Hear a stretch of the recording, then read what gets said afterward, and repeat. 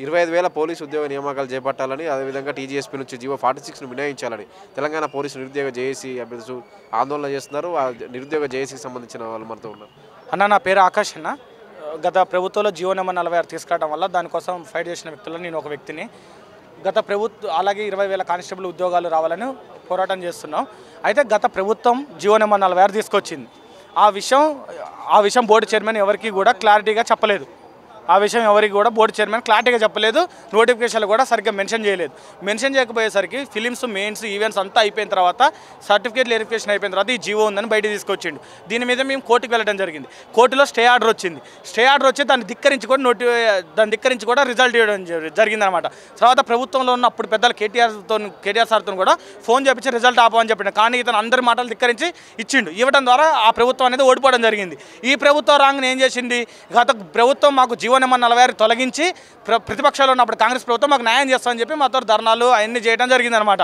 వాళ్ళు అధికారంలో కానీ ఎక్కడ వీళ్ళు జీవో నెంబర్ 46 రద్దు చేసి ఆంధ్ర వాళ్ళకి బెనిఫిట్ కాకుండా తెలంగాణ వాళ్ళకి ఉద్యోగాలు వస్తాయనే ఉద్దేశంతో ఊటిని ఆయన దగ్గరకు పోయి, సార్ మీ 18,000 ఉద్యోగాలు రెడీగా ఉన్నాయి సార్, ఈ ఇస్తే మీ అకౌంట్లో పడుతుంది అని చెప్పి ఇట్లా పిల్లికి ఎలకని చూపెట్టేసరికి అదేం జరిగింది?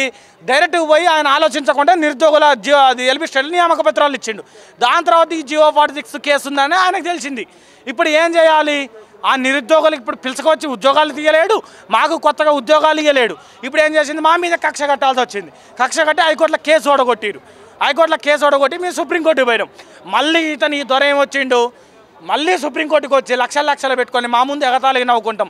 సుప్రీంకోర్టు ఎన్నిసార్లు మొట్టకాయలు వేసిందో తెలుసా? 2018 నుంచి ఇప్పటిదాకా అక్షరాల 5 కోట్ల రూపాయలు ఖర్చు పెట్టిరు నిరుద్యోగులే సుప్రీంకోర్టులో. వీడు ఎవడు అసలు తెలంగాణకి? వీడికి ఏ సంబంధం తెలంగాణ మీద? అసలు తెలంగాణకి తనకి ఏ సంబంధం అనేది మేము అడుగుతున్నాం. మీరు సమాధానం చెప్పాల్సింది ఏంది? వీడు తెలంగాణ ఆ జీవో చేసినోడేమో ఇన్కమ్ ట్యాక్స్లో దొరికిపోయింది అనమాట. సోమేష్ కుమార్ 46 జీవో చేసుకొచ్చినాడు. అమలు చేసినోడేమో దొంగలకి ఇలా కూర్చున్నాడు, దాన్ని వదిలిపెట్టిపోవట్లే. వాడు సొంత రాష్ట్రంలోనేమో స్టేట్ వైజ్ ఇస్తాడు, ఇక్కడనేమో ఇస్తాడు. అసలు తెలంగాణ మీద అస్తిత్వం మీద అవగాహన లేని ఏ జిల్లాలో ఏ జనాభా ఉంటారో అవగాహన లేనివాడు జనాభా చేస్తాడు. మళ్ళీ ఈ జీవో తీసుకొచ్చిందంటే 2011 జనాభా లెక్కలంట. కోర్టులు అడిగినప్పుడు మీరు తమాషా వినండి. 2000 కోర్టు ఏమడిగింది? నువ్వు ఏ జనాభా లెక్కల ప్రకారం చేసినావని అడిగింది. 2011 అన్నాడు. తర్వాత 2014 సమగ్ర కుటుంబ సర్వే అన్నాడు. తర్వాత 2018 ఓటర్ లిస్ట్ ప్రకారం అన్నాడు. అసలు వీడికి సిగ్గుందా? అసలు మేము అడుగుతున్నాం. వీడికే క్లారిటీ లేదు ఏ జీవో తీసుకొచ్చినా అని. అసలు కోర్టు ఎన్నిసార్లు తిట్టిందో తెలుసా? ఇప్పుడు ఏంటంటే రేవంత్ రెడ్డి ప్రభుత్వాన్ని తీసుకొచ్చి వీళ్ళని ఇప్పించిండు అని ఇప్పుడు నెత్తిన గుడ్డేసుకున్నాడు. తడి గుడ్డేమో వీళ్ళని ఎత్తినేసిండు. వీళ్ళు మమ్మల్ని కొయ్యాలి, మేము వీళ్ళని కొయ్యాలి. ఇక ఇది ఒక్కటే మిగిలింది. దీని పరిష్కారం కానిస్టేబుల్ ఉద్యోగాలు 20,000 ఉద్యోగాలు వద్దని ఎక్కడన్నా దిల్సుఖ్నగర్ కానిస్టేబుల్కి అడ్డా ఎక్కడంటే దిల్సుఖ్నగర్లో ఏ రోజైనా కానిస్టేబుల్ అభ్యర్థులు 20,000 ఉద్యోగాలు వద్దని ధర్నా చేసిరా, నోటిఫికేషన్ వద్దని ధర్నా చేసిరా. ఎవరు వద్దన్నారు? ఏ మినిస్టర్కి చెప్పారు? ఏ మినిస్టర్ కన్నా పోయి రిప్రజెంటేషన్ ఇచ్చిరా? ఎవరు దానికి పోలీసు ఉద్యోగాలు వద్దన్నది ఏంది అన్న? అన్ని నోటిఫికేషన్లతో పోలీసు నోటిఫికేషన్ని సంబంధం లేదు. ప్రతి 2 సంవత్సరాలకు ఒకసారి నోటిఫికేషన్ ఇవ్వాలి.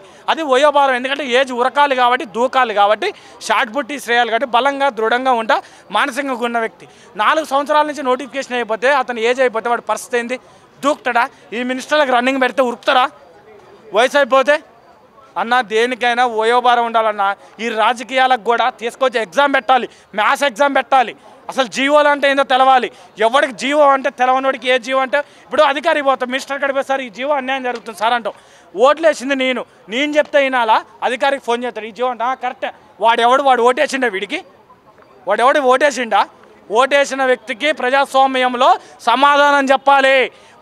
ఓటేసిన వ్యక్తితో చెలగాటం మారితే గత ప్రభుత్వానికి ఏం జరిగిందో ఈ ప్రభుత్వానికి అదే జరుగుతుంది.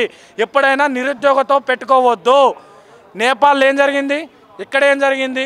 నిరుద్యోగులతో పెట్టుకోవద్దు ఎప్పుడైనా మేము చెప్పేది. తక్షణమే నష్టపోయిన జీవో నెంబర్ 46 బాధ్యులకు న్యాయం చేయాలి.